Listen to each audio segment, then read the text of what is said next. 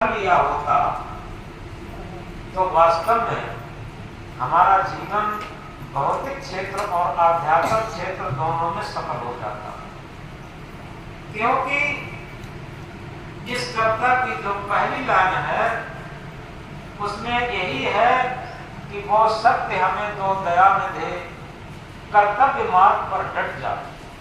तो चाहे आध्यात्मिक क्षेत्र हो, चाहे दृष्टि क्षेत्र हो, चाहे वृत्ति क्षेत्र हो, सबसे बड़ी चीज है कर्तव्य मार्ग, कर्तव्य पथ। यदि हम अपने कर्तव्य पथ को ध्यान में रख करके जीवन में आगे बढ़ रहे हैं तो निश्चित है हमारी सफलता मिलेगी, क्योंकि हम पति हैं तो क्या कर्तव्य है, पत्नी है तो क्या कर्तव्य है, पिता है तो क्या कर्तव्य है, पुत्र है तो क्या कर्तव्य है, और इसी तरीके से सास है तो क्या कर्तव्य है, बहू है तो क्या कर्तव्य है, और आध्यात्मिक क्षेत्र में गुरु है तो क्या कर्तव्य है, शिष्य है तो क्या कर्तव्य है, विद्यालय में शिक्षक है तो क्या कर्तव्य है, विद्यार्थी है तो क्या कर्तव्य है, और कार्यालय में यदि अधिकारी है तो क्या कर्तव्य है, नौकर है तो क्या कर्तव्य है, और कर्मचारी है तो क्या कर्तव्य है, डॉक्टर है तो क्या कर्तव्य है, मरीज है तो क्या कर्तव्य है। इस तरीके से पूरा संसार और हर डिपार्टमेंट अगर अपना कर्तव्य समझ ले तो निश्चित है दुनिया में इससे बड़ा न कोई धर्म हो सकता, न कोई मानवता हो सकती और न कोई भक्ति हो सकती। कर्म, मानवता और भक्ति का जो वास्तविक उद्देश्य है वो अपने कर्तव्य पथ का पालन है, क्योंकि कहा भी है कर्तव्य रूपी वृक्ष पर अधिकार रूपी फल आते हैं, ये सूत्र होता है। अगर हम कर्तव्य करते हैं तो निश्चित है हमारा अधिकार अपने आप आता है कर्तव्य के पीछे पीछे, क्योंकि सारी प्रकृति कारण काल की व्यवस्था से बनी हुई है, पूरी प्रकृति कारण काल की व्यवस्था से बनी हुई है। जैसा कारण बनाएंगे वैसा कार्य अवश्य होगा। तो इसलिए हमारी भारतीय पद्धति रही है सारे काम हम कहां से शुरू करते, गुरु से, और सही पूछा जाए तो गुरु से ही हमारा जीवन भी शुरू होता। हम समझ नहीं पाते, अगर गुरु ना हो तो जीवन ही शुरू नहीं होगा। एक छोटी बात हम कभी कभी कहा करते हैं और बड़ी अच्छी लगती है, शायद आपको भी अच्छी लगी हो। एक व्यक्ति था, वो मेहनत करके एक छोटा सेठ बन गया और उसने मेहनत करी तो बड़ा सेठ बन गया, जिसके लिए कि पूरा संसार लालायत रहता। अब उसके पास मकान, दुकान, फैक्ट्री, कल कारखाना, ये सब कुछ हो गए, सब कुछ हो गए, सोना चांदी रुपया पैसा सब कुछ हो गया, बड़ा सेठ बन गया। लेकिन अगर वो एकांत में बैठ करके सोचता है कि जब मैं बड़ा सेठ नहीं था, छोटा आदमी था, तो चैन की जिंदगी जीता था, मस्त जिंदगी थी और सुखपूर्वक जीता था। लेकिन लोग आज मुझे कहते हैं वो बड़ा आदमी, बड़ा सेठ, उसके पास सारी सुख सामग्रियां हैं। लेकिन अगर हम अपने जीवन को देखते हैं तो अब दिनों दिन नींद कम हो रही, भोजन कम पच रहा और जीवन पता नहीं क्यों चिंतित हो गया और टेंशन में चले जाते। ऐसा क्यों हो रहा है? एक दिन क्या होता है, उसके एक पुराने मित्र मिले। अब अपनी बात किससे कहे? दिल की बात अगर किसी से कहता है तो लोग हंसते भी है। तो एक पुराना मित्र मिला जो भद्र टाइप का था, उससे उसने कहा कि भैया आपसे एक सलाह लेना चाहते हैं। हालांकि दुनिया की निगाह में तो हम बड़े आदमी हो गए, बड़े सुखी समृद्ध हो गए, कोई कमी नहीं है मेरे पास, लेकिन सच पूछिए तो अंदर अंदर हम अभाव महसूस कर रहे हैं, अंदर अंदर हम खालीपन महसूस कर रहे हैं। लग रहा है कि हमारा टेंशन दिनों दिन बढ़ता चला जा रहा है, भूख नींद सब कम हो रहे हैं और हमें लगता है कि दुख का सागर बढ़ रहा है। इसका कोई उपाय है क्या? अपने मित्र को पूछा तो उस मित्र ने कहा कि हम इसका सही उपाय नहीं दे पाएंगे, सही जवाब नहीं दे पाएंगे। हमारे गुरु जी के पास आप चले जाएं, गुरु जी इसका सही निदान भी कर देंगे, उपाय भी बता देंगे, सब कुछ बता देंगे। वह व्यक्ति उस अपने साथी के बताए के अनुसार उनके गुरु के पास चला गया। जब गुरु जी के पास गया, उसने प्रणाम करके अपनी बात कही। वही बात दोहराई कि महाराज, दुनिया की दृष्टि में हम बहुत सुखी कहते हैं, हमारे पास मकान, महल, दुकान, फैक्ट्री, कल कारखाना, ये सब की बहुत उन्नत हो गई और इसी के साथ रुपया, पैसा, सोना, चांदी, इसकी कोई कमी नहीं।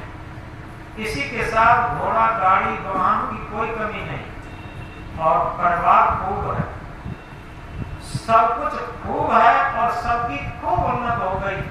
लेकिन हमें लगता है कि उन्नत के बाद भी मुझे चैन क्यों नहीं है, मुझे सुख शांति क्यों नहीं है, मुझे दिनों दिन दुख क्यों बढ़ रहा, टेंशन क्यों बढ़ रहा, दुख क्यों बढ़ रहा, इसका कारण समझ में नहीं आता। और इसका कारण ही जब समझ में नहीं आता तो इसका निवारण कैसे किया जाए? जब संत ने सेठ की सारी बात सुनी तो उन्होंने एक तरफ से कहना शुरू किया कि देखो भाई, तुम जो फैक्ट्री, कल कारखाना, दुकान, मकान ये बहुत अधिक बना ली है, ये मकान, दुकान, फैक्ट्री की उन्नत हो गई और तुमने रुपया, पैसा, सोना, चांदी इकट्ठा कर लिया है, ये रुपया, पैसा, सोना, चांदी की उन्नत हो गई। तुमने घोड़ा, गाड़ी, वाहन इकट्ठे कर लिए, ये सब घोड़ा, गाड़ी, वाहन की उन्नत हो गई। सोना, चांदी, रुपया, पैसा इकट्ठा किया, इसकी उन्नत हो गई। परिवार बढ़ा लिए, परिवार की उन्नत हो गई। लेकिन कभी विचार करके भी देखा कि हमारा जीवन क्या है और जीवन की उन्नत कैसे हो? क्या जीवन की भी उन्नत करने के बारे में विचार किया कभी? और जैसे ही इस बात को कहा, सेठ एकदम ऐसे नहीं जैसे होश लग जाता, उसे लगा कि बात तो बिल्कुल सही है, संत की, गुरु जी की बात बिल्कुल सही है कि आज तक मैंने ये तो सारी चीजें जानी, लेकिन ये तो जानते नहीं कि आखिर जीवन क्या है और जीवन की उन्नत कैसे की जाए। जब इस बात को कहा तो सेठ ने निवेदन किया कि गुरुदेव, आपसे हम यही पूछना चाहते हैं कि आखिर जीवन क्या है और उसकी उन्नत कैसे की जाए। तो संत ने बताया, देखो, जीवन शरीर को नहीं कहते, क्योंकि शरीर अकेला जीवन नहीं हो सकता। शरीर के अंदर अगर जीवात्मा नहीं है, ये सत्य सत्ता नहीं है, ड्राइविंग सत्ता नहीं है, तो जीवन नहीं हो सकता। तो सच्चा जीवन तो हमारा जीवात्मा है, जो सत्य सत्ता है, आत्मा है, जिसके बल पर ये शरीर चलता है। और वो ना हो तो ये शरीर मिट्टी का पिंड रह जाता।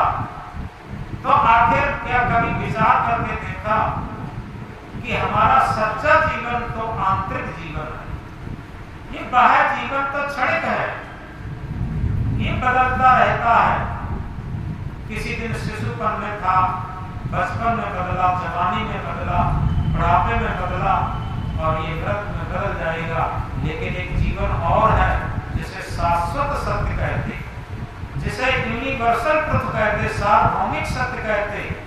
वो हमारा सत्य जीवन, और उस जीवन को हम न पढ़ पाए, न जान पाए, तो निश्चित है उसकी उन्नत करना कैसे जानेंगे। संत ने बताया कि देखो, उसकी उन्नत तब होगी जब जीवन में हम दोनों पहलू लेकर के चलेंगे। भौतिक जीवन के लिए है आवश्यक रोटी, कपड़ा और मकान, और आध्यात्मिक पहलू, आत्मा का पहलू, चेतना का पहलू, सत्य सत्ता का पहलू, उसके लिए है क्या हम भजन भी करते हैं, क्या हम भक्ति भी करते हैं, क्या हम परमार्थ भी करते हैं। जो सच्चे धर्म का मार्ग है, भक्ति का मार्ग है, भजन का मार्ग है, वो आध्यात्मिक जीवन की उन्नत करने के लिए है, सच्चे जीवन की उन्नत करने के लिए। क्योंकि जो सच्चा जीवन होता